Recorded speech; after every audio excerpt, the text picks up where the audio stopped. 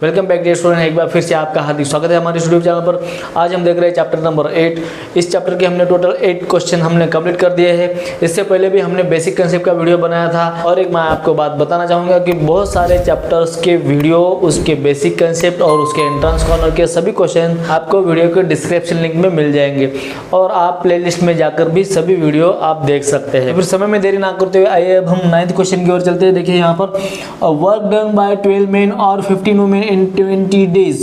What is the time taken by 4 men and 5 women to complete this work? इसका मतलब कहने का यह है कि एक काम जो है 12 पुरुष या फिर 15 महिलाएं मिलकर 20 डेज में पूरा करती है।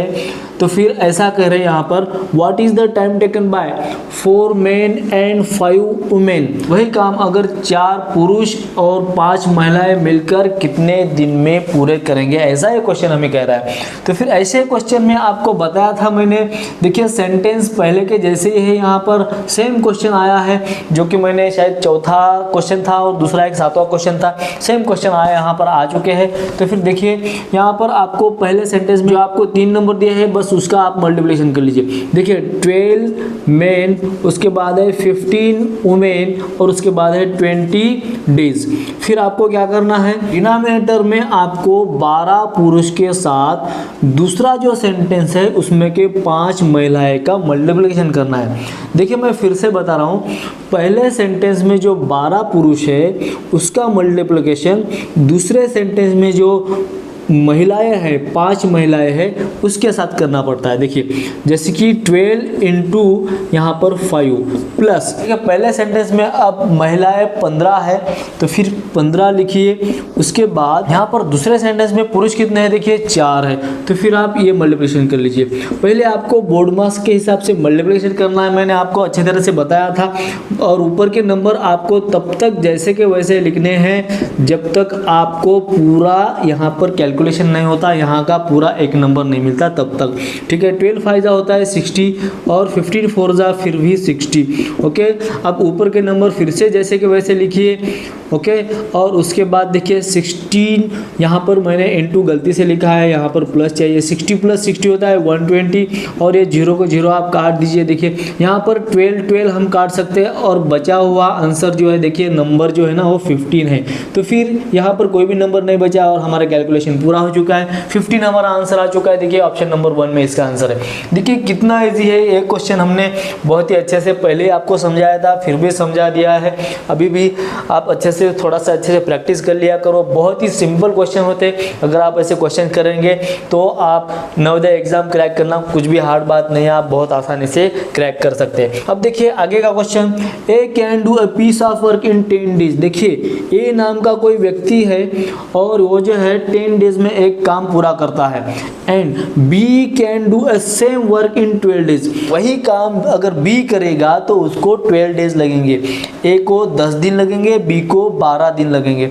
How long will they take to finish the work together. अगर उन दोनों को मिलकर वही काम पूरा करना है तो कितना दिन लगेंगे, कितना समय लगेगा, ऐसा आपको एक क्वेश्चन पूछ रहा है। ऐसे क्वेश्चन में आपको वही करना है जो मैं अभी बताने वाला हूँ। ए जो है ना 10 दिन में काम पूरा करता है, तो फिर ए जो है ना एक दिन में कितना काम पूरा करता है, ये अगर निकालना है तो 1/10 ऐसा करो। अगर बी जो है 12 दिन में एक काम पूरा करता है तो बी जो है एक दिन में कितना करता है, तो इसका आंसर हम 1/12 लिखेंगे। देखिए कुछ भी नहीं किया है हमने, बस ये 10 को जो है डिनोमिनेटर में लिखा है और इस 12 को भी हमने डिनोमिनेटर में लिखा है।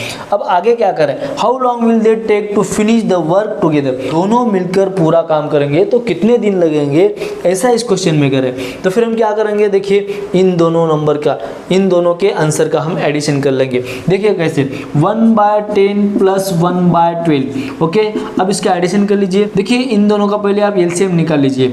एलसीएम आपको मैंने सिखाया था एलसीएम कैसे निकालना है, ठीक है। तो फिर अगर एलसीएम भी नहीं आ रहा है तो ऐसा नंबर एक ढूंढिए जो आप इन दोनों को डिनोमिनेटर सेम कर सके। ऐसा कौन सा नंबर है, देखिए 10 के टेबल में 60 आता है, 12 के टेबल में भी 60 आता है, इसलिए मैं 10 को 6 से इंटू करता हूँ और 12 को हम 5 से इंटू करेंगे।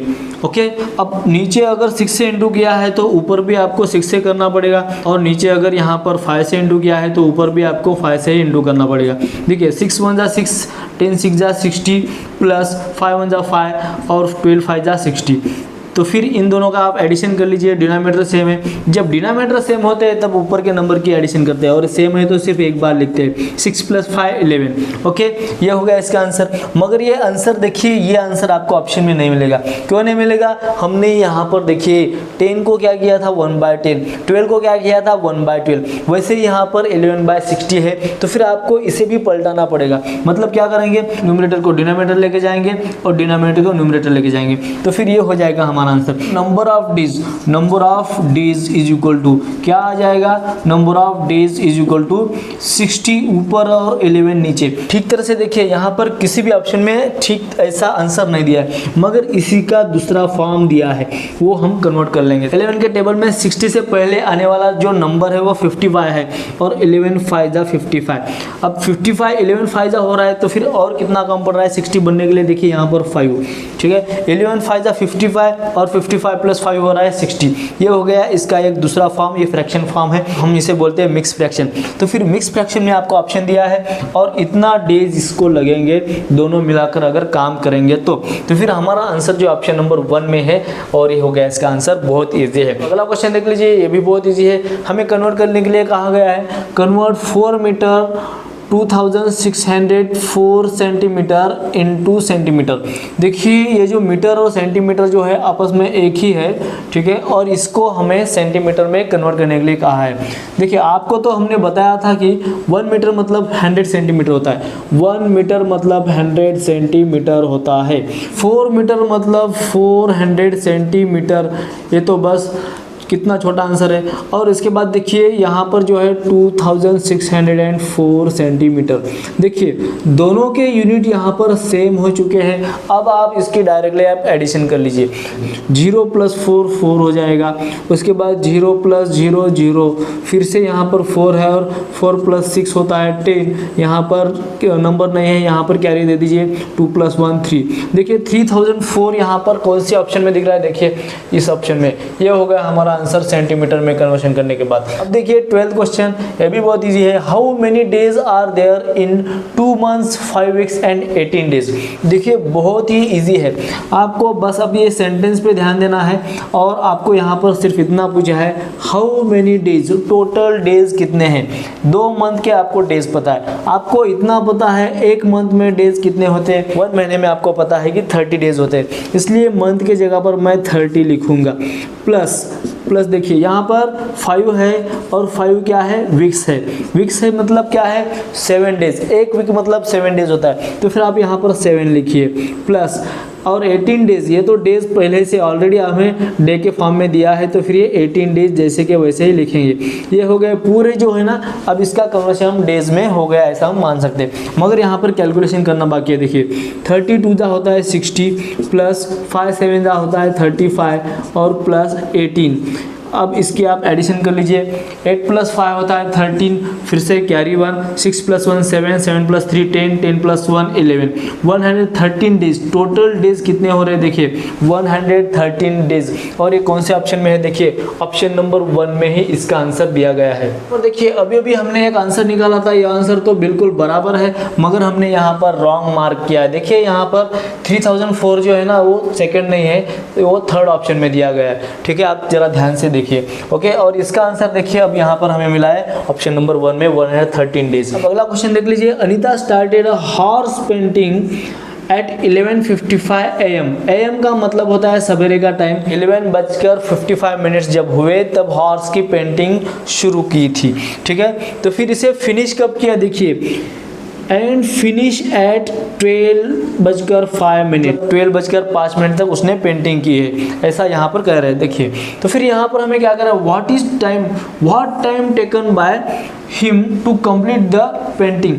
तो फिर पेंटिंग कंप्लीट करने के लिए उसने कितना समय लगाया, कुछ भी कैलकुलेशन करने की ज़रूरत नहीं, हम तो डायरेक्टली ऐसे बता सकते हैं 10 मिनट बोल के, क्योंकि 11 बजने के बाद ये 55 मिनट होने के बाद दोपहर के 12 बजेंगे, वो 5 मिनट, और 12 बज के अगले 5 मिनट मतलब 12 बज के 5 मिनट हो गए। यहाँ पर 10 मिनट हम डायरेक्टली हम आंसर निकाल सकते हैं, और 10 मिनट यहाँ पर देखिए ऑप्शन नंबर 3 में है। अगर आप इसको मैथमेटिकली सॉल्व करना ही चाहते हैं तो फिर आपको एक काम करना है, देखिए 12 और यहाँ पर 05 है, और इसको देखिए लास्ट टाइम तो ये है ना, लास्ट टाइम से हमें फर्स्ट टाइम माइनस करना है, मतलब इसमें से हमें पहला वाला टाइम जो है 11 और ये 55 ये माइनस करना है। मिनट्स के नीचे मिनट्स लिखना है और हॉर्स के नीचे हॉर्स लिखना है। तो फिर यहाँ पर 5 में से 55 नहीं जाते, तो फिर हम क्या करेंगे, इसको जो है ना 11 कर लेंगे, मतलब एक कैरी इधर देना है, मगर ये हॉर्स है ना, हॉर्स मतलब कितना मिनट, 60 मिनट यहाँ पर देने पड़ेंगे, ठीक है। तो फिर 60 मिनट, ये 5 मिनट भी है ना यहाँ पर, इसमें ऐड कर लीजिए, यहाँ पर 65 मिनट हो जाएंगे।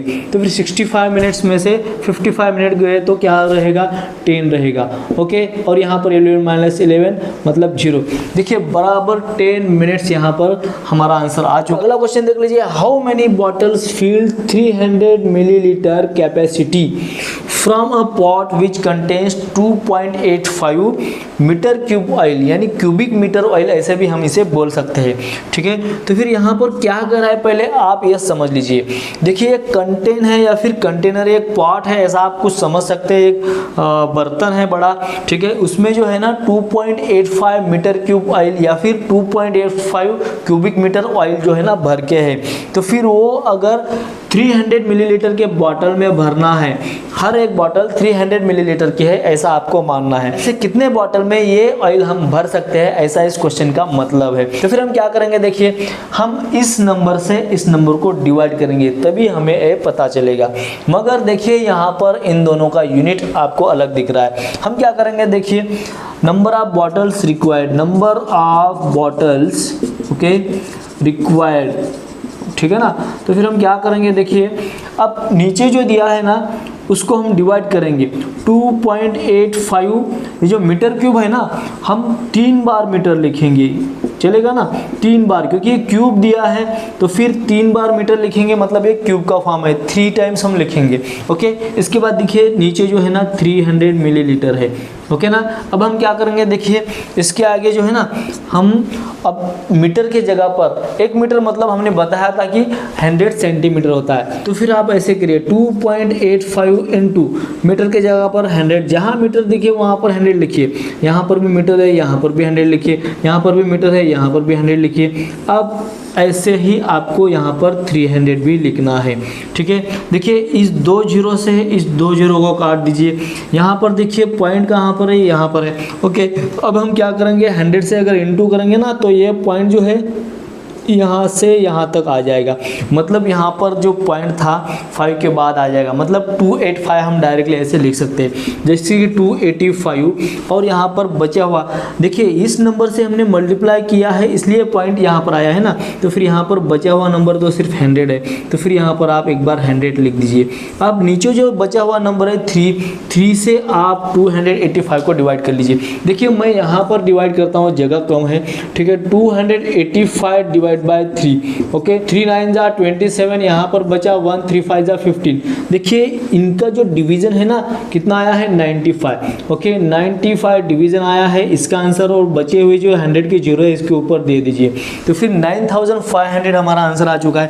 हमें टोटल कितने बॉटल्स लगेंगे, देखिए 9500 ऑप्शन नंबर 3 में इसका आंसर दिया। बहुत ईजी क्वेश्चन होते हैं, बस आपको अच्छे से सॉल्व करने हैं, आपको अच्छे से समझ लेने हैं, समझ लेने के बाद उसे प्रैक्टिस भी करने हैं, तो फिर आप बहुत अच्छे से इसमें ट्रेन हो सकते हैं और आप अच्छे से सॉल्व कर सकते हैं। अब इस क्वेश्चन में देखिए 31 May of year is Thursday, then the day of the 30 June of the same year will B.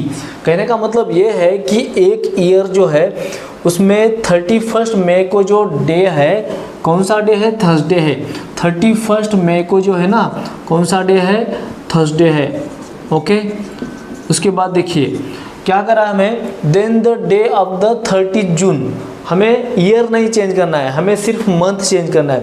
अगर मई दिया है तो उसी ईयर का अगला मंथ जो है जून है। आपको तो पता ही है कि मई के बाद ही क्या आता है, जून आता है। तो फिर मई के बाद आने वाले जून महीने में जो 30 तारीख है ना, जो 30 डेट है, उस डेट को कौन सा डे रहेगा, यानी कौन सा वार रहेगा, आपको ऐसा इस क्वेश्चन में पूछ रहा है। 31 मई से पूछ रहे हैं तो फिर आपको 30 जून तक पूछ रहे हैं, ठीक है ना, 30 जून तक। ओके, ये मंथ में जो डेट है 31, उसको आप थोड़ा साइड में ही रखिए।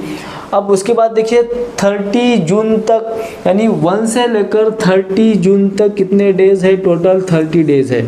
ऊपर का जो 31 जो है मई महीने का डेट है ना, वो भी एक डे बन रहा है ना, तो फिर ऐसे कुल मिलाकर 31 डेज तो बन रहे, मगर आपको इसमें एक डे कम ही लेना पड़ेगा, तभी आप ऐसे क्वेश्चन के आंसर निकाल सकते हैं। यहाँ पर टोटल 30 डेज ही मानने पड़ेंगे, तो फिर हम यहाँ पर 30 डेज ही लेंगे। जितने दिन आप अगर काउंट करेंगे ना, उसमें से एक दिन आपको हमेशा कम लेना है। 30 डेज अगर लेंगे तो हमें क्या करना है, हमें 7 से डिवाइड करना पड़ेगा। देखिए 7 4 जा 28, यहाँ पे डिवाइड करने के बाद 2 आ रहा है, यानी 2 है। देखिए हमने 7 से क्यों डिवाइड किया है, क्योंकि 7 डेज मतलब 1 वीक होता है। देखिए यहाँ पर 31 मई को अगर थर्सडे है, 31 को अगर थर्सडे है, उसमें हमें 2 दिन क्या करना पड़ेगा, ऐड करना पड़ेगा, क्योंकि ये रिमाइंडर आया है। क्या आया है, रिमाइंडर, इसलिए इसमें ऐड करना पड़ेगा। तो फिर थर्सडे के बाद 2 दिन कौन से आते हैं, फ्राइडे और सैटरडे, तो फिर इसका आंसर जो है ना सैटरडे आ जाएगा। क्या आ जाएगा, सैटरडे। देखिए कौन से ऑप्शन में, ऑप्शन नंबर 3। अगर आप इसे और अलग तरीके से निकालना चाहे तो भी देख सकते हैं, अलग तरीके से मैं निकाल के दिखाता हूँ। अगर आपको 31 मई को अगर थर्सडे दिया है, 31 मई जो है ना, उस दिन आपको थर्सडे दिया है, मगर देखिए ये कौन सा महीना है, मई है, तो फिर जून महीना लगेगा कब, सिर्फ एक दिन बाद। 1 जून को कौन सा डे रहेगा, थर्सडे के बाद आएगा फ्राइडे।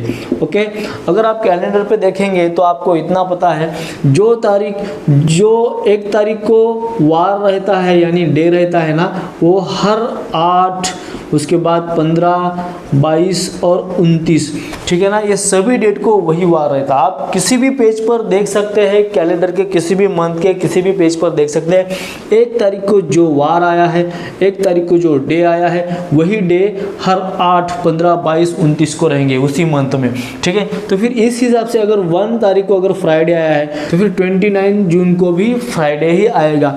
अब इसके बाद अगली डेट, मतलब सिर्फ एक दिन अगर ऐड करेंगे तो क्या आ जाएगा, 30, यानी 30 जून मिलेगा। मतलब क्या, फ्राइडे के बाद सिर्फ एक दिन आगे बढ़ रहा है, मतलब क्या आ जाएगा, सैटरडे। सैटरडे आ गया। फिर से देखिए इसी भी मेथड से करेंगे तो आपको सैटरडे मिलेगा, ऐसे भी मेथड से करेंगे तो भी आपको सैटरडे मिलेगा। मगर इस मेथड में आपको देखिए जितने दिन होते हैं ना, उसमें से एक दिन आपको कम ही लेना पड़ेगा, और उसको आपको 7 से डिवाइड करके जो रिमाइंडर आएगा वो भी इसमें ऐड करना पड़ेगा। इसलिए हमारा आंसर देखिए सैटरडे, ऑप्शन नंबर 3 में। देखिए बहुत ईजी है, ऐसे भी क्वेश्चन बहुत बार पूछे जा चुके हैं। अब देखिए 16 क्वेश्चन हम देख रहे हैं। Sampoorna Kranti express departures from Patna at 5:50 PM। क्या कह रहा है, देखिए संपूर्ण क्रांति एक्सप्रेस नाम की एक ट्रेन है, 5:50 को एक ट्रेन पटना से डिपार्चर हो चुकी है और arrives New Delhi at 8:15 AM। देखिए अब वो अराइव न्यू दिल्ली को हुई है, मगर कितने बजे, 8:15, यानी यहाँ पर AM भी दिया है, AM मतलब सवेरे का टाइम। ओके, तो फिर सवेरे 8:15 बजे वहाँ पर दिल्ली को पहुँच चुके हैं। अब द नेक्स्ट डे भी बोल रहा है। देखिए what is the total time of journey, total time of journey आपको यहाँ पर पूछ रहा है। तो फिर देखिए इस क्वेश्चन में अभी आपको समझा के तो दिया है, फिर हमें क्या करना है, लास्ट टाइम में से फर्स्ट टाइम माइनस करना है। देखिए 8:15 बजे ये लास्ट टाइम है और 5:50 जो है फर्स्ट टाइम है, ऐसा हम मान लेते हैं। देखिए शाम का टाइम है 5:50। ओके, आप रात के 12 बजे तक का टाइम पहले निकाल लीजिए। देखिए रात के 12 बजे के टाइम में से अगर हम ये 5:50 माइनस करेंगे, ठीक है, देखिए हावर्स के नीचे हावर्स लिखिए और मिनट के नीचे मिनट लिखिए और माइनस कर लीजिए। मगर यहाँ पर देखिए 12 आवर्स और ये 0 मिनट है और ये 50 मिनट्स है, तो फिर हम क्या करेंगे, इसको 11 करेंगे और 1 आवर के बदले यहाँ पर 60 मिनट कर देंगे और 60 मिनट्स की में से 60 मिनट्स में से 50 मिनट्स अगर माइनस हुए तो यहाँ पर 10 मिनट्स बचेंगे। फिर यहाँ पर 11 में से 5 गए तो 6 आवर्स बचेंगे। देखिए 6 आवर्स एंड 10 मिनट्स। यहाँ पर देखिए शाम के 5:50 के बाद रात के 12 तक जो टाइम हुआ है ना, 6 आवर्स एंड 10 मिनट्स इतना समय लगा है। अब आगे जो टाइम है देखिए हम डायरेक्टली बोल सकते हैं रात के 12 बजे से लेकर सवेरे के 8:15 बजे, मतलब कितना आवर्स होता है, डायरेक्टली इतना ही आवर्स होता है। आप करके भी देख सकते हैं। वैसे तो ये लास्ट टाइम है 8:15। इसमें से हमें पहले हमें 12 को यानी 00 को माइनस करना पड़ेगा। तो फिर देखिए हमारा आंसर यहाँ पर 15 और 8 ऐसे के वजह आ रहा है। तो फिर इन दोनों टाइम की हमें पहले एडिशन भी करनी पड़ती है। तब हम क्या करेंगे, देखिए यहाँ पर 8:15 और यहाँ पर है 6:10। ओके, तो फिर इन दोनों की आप एडिशन कर लीजिए। 5 + 0 5, 1 + 1 2। ओके, और 8 + 16 होता है 14। देखिए 14 hours and 25 minutes, 14 hours and 25 minutes हमारा आंसर आ रहा है। अब कौन से ऑप्शन में, देखिए यहीं पर है 40 minutes and 25 minutes, option number 3 में। ये क्वेश्चन है और ये बहुत ही इजी तरीके से हम निकाल सकते हैं। आपको थोड़ा सा बस अंडरस्टैंडिंग हो जाए, आप बहुत सारे क्वेश्चन बहुत ही अच्छे तरह से छुड़ा सकते हैं। कुछ भी हार्ड नहीं होता है, बस आपको थोड़ा सा एक बार इसमें मन लगाना है। अगर आप लगा लिए तो आप, मुझे पता है, बहुत अच्छे से आप इसे सॉल्व कर सकते हैं। ऐसे बहुत सारे क्वेश्चन हैं जो आगे भी हम पढ़ने वाले हैं, मगर यहाँ तक हमारे टोटल अभी 16 क्वेश्चन कंप्लीट हो चुके हैं। इसके आगे के क्वेश्चन हम वीडियो के अगले पार्ट में देखने वाले हैं। तब तक आप ये सभी क्वेश्चन की अच्छे से प्रैक्टिस कर लीजिए, बहुत अच्छे से 2 बार 3 बार अच्छे से छुड़ा कर देख लीजिए, ताकि आप ये मेथड भी ना भूल सके। आप अच्छे से ये सब नोटबुक में नोट करते जाइए, क्योंकि आप हर बार अगर वीडियो देखेंगे तो आपको टाइम पे किसी भी वीडियो में के क्वेश्चंस टाइम पे तो नहीं मिल सकते ना। इसलिए आप क्या कर सकते हैं, अगर नोटबुक में अगर आप नोट कर लेंगे तो आप कभी भी नोटबुक खोल के उसमें देख सकते हैं, ताकि आपको जल्दी, आपका टाइम भी बच सकता है और आप जल्दी से स्टडी भी कर सकते हैं और आपका रिवीजन भी हो सकता है, इसमें प्रैक्टिस भी हो सकती है, तो और आपके स्किल्स भी डेवलप होते हैं। इसमें जो ट्रिक्स होते हैं, कुछ फार्मूलेज होते हैं, ये सभी आप अपने नोटबुक में नोट भी कर लीजिए, ताकि आपको पढ़ने में आसानी प्राप्त हो। तो फिर यहीं पर हम रुकते हैं और मिलते हैं नेक्स्ट वीडियो में। जय हिंद।